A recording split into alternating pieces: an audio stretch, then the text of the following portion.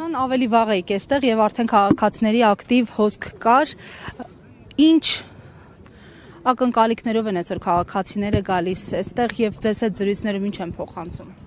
Շատ մեծ ակնկալիքներով դուք ինքներդ տեսնում եք, որ մարդիկ հավաքվում են տարբեր կողմերից, որովհետեւ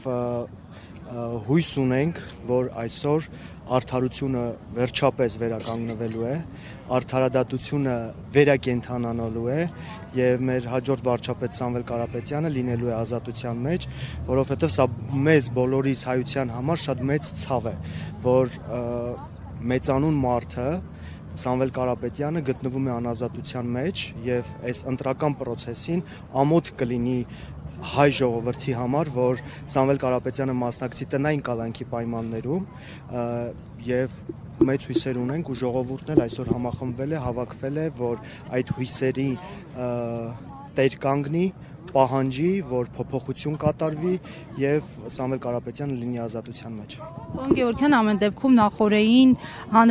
հանրայնացվեցին ձայնագրություններ, եղան ձերբակալություններ,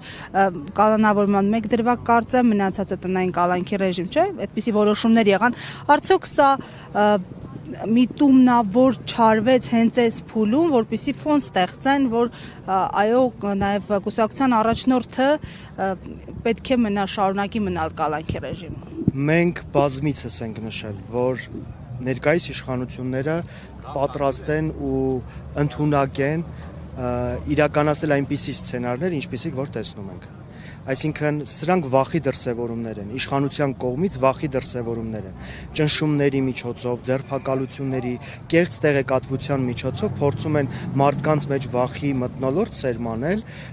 որպեսզի կարողանան կասեցնել մեր առաջընթացը, բայց մենք փաստում ենք ամեն օր մեր շարքերի ավելացման, ուժեղ Հայաստանի ավելի ուժեղացման, որ մենք առաջ ենք գնում եւ մենք պայքարելու ենք ու ամեն բան անելու ենք, որպեսզի եւ արդարությունը վերականգնվի եւ ուժեղ Հայաստան լինի եւ ներկայիս իշխանությունները իրենց այս արարքների համար զղջան, որովհետեւ հայ ժողովուրդը պահանջում է փոփոխություն, բոլորը ցանկանում են փոփոխություն եւ մեր երկրին պետք է փոփոխություն։ Անուն փոփոխության պիտի համախմբվենք ու միասնաբար լինենք։ Այսինքն ձայնագրությունները աղճատված էին, կեղծ էին, այդպես է։ Միանշանակ դուք ինքներդ տեսաք, որ Հումաշյան Գոհարի հետ կապված որ դրանք այնպես չի, որ ձայնագրությունները, որոնք որ իրենք հրապարակում են, մենք բազմիցս տեսել ենք, իրենք ինչպիսի ձեռագիր ունեն, ու այդ ձայնագրությունները ոնց կարող են մոնտաժել, ոնց կարող են կեղծ տեղեկատվություն տարածել, ոնց կարան ժողովրդի մեջ փորձել տրամադրություններ փոփոխել։ Բազմիցս, ոչ միայն այս դեպքերի, այլ դրանից առաջ էլ մենք բազմիցս տեսել ենք, թե ինչի են ընդունակ ու ինչ քայլերի են դիմում, որպեսզի փորձեն ժողովրդի մեջ տրամադրությունները խափանեն, տրամադրությունները փոփոխեն, բայց մեր ժողովուրդն արդեն քաղաքականապես